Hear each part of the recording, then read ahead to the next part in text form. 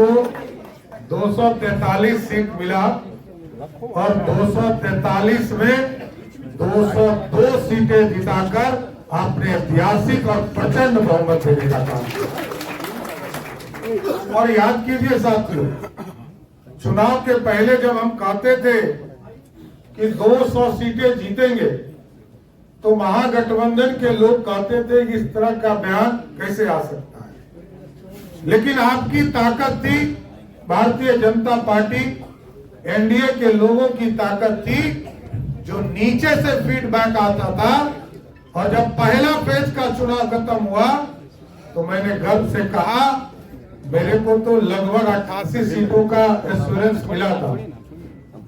हम लोगों को 3 बजे तक जो फीडबैक मिला था, 88 सीटें, 121 में 88 सीटें का कंफर्मेशन मिला था। और कुछ सीटों पर हम कम वोटों से जीतने वाले, लेकिन बिहार में एनडीए की सरकार ने काम किया और पहला फेज में मैंने कहा था 100 सीट जीतेंगे, जनता ने 102 सीटें पहला फेज में जिताने का काम किया। इसलिए साथियों, ये हमारा बूथ का मैनेजमेंट, बूथ पर काम करने का तरीका, और ये संगठन की पार्टी। यहाँ कोई भी बड़ा नेता पहले बूथ पर काम करता है, तब जब बड़ा नेता, तब बाद में बड़ा नेता होता है।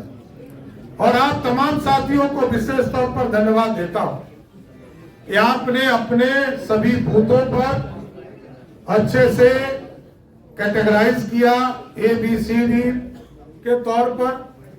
कहां वोट बढ़ाना था, 10% वोट बढ़ाना था, कहां पर 10% वोट बढ़ाना था, यह सब चीजों की चिंता आप लोगों ने किया है सर।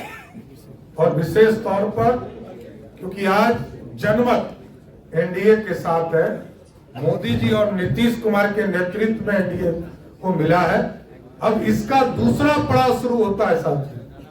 अब जनता की आकांक्षाओं को पूरा करने के लिए जिस तरह अभी तक हम लोगों ने बूथ पर अपने संगठन का काम को बढ़ाया है, ये जरूर हम लोगों को करना होगा।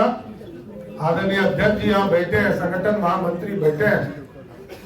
हम सभी बूथों को, जिस बूथ पर जो अधूरा सपना है, उस गांव का विकास, उस टोले का विकास, उस सपने को भी साकार करने में ये पूरी तरह आप PLA 1 इसमें सहयोग करने का काम कीजिएगा। इसलिए कि अब तो काम करना है, अगला 3 साल कोई चुनाव नहीं है, लेकिन हम लगातार 5 साल काम करने वाली पार्टी है। बूथ पर लगातार जनता की आकांक्षा हो, अपने कार्यकर्ताओं को बढ़ाने का काम हो और कार्यकर्ताओं को जोड़ने का काम हो। ये तमाम